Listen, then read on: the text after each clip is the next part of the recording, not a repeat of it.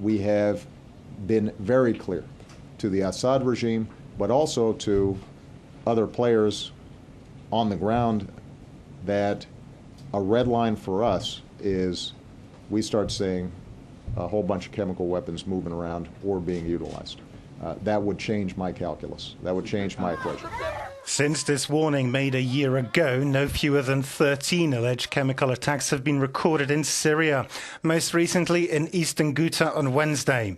In this context, Barack Obama has a range of options. But first, the facts have to be established.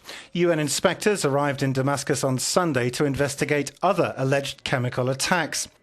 The Secretary-General of the United Nations has today called on President Assad for permission to investigate the attack in eastern Ghouta.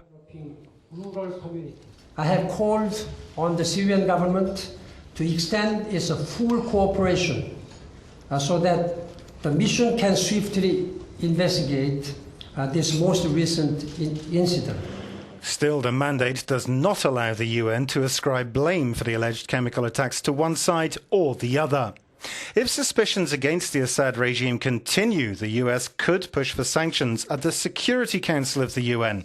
The risk is always a veto from Russia. Moscow at this stage favours diplomatic pressure to convene an international peace conference.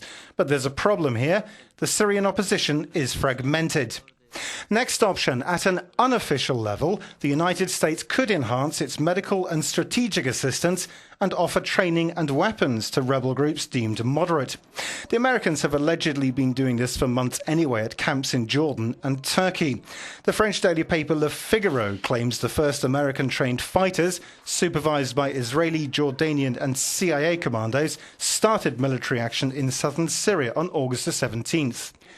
Next option, establish a no-fly zone. Costly financially, troops would be needed to bomb Syrian airports, and politically, because this option would require the participation of the British, French, Saudis and Qataris to confer international legitimacy to counter the opposition of Russia and China.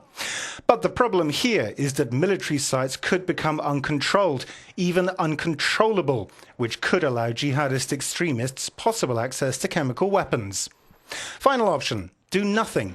It is this which Damascus seems to be betting on.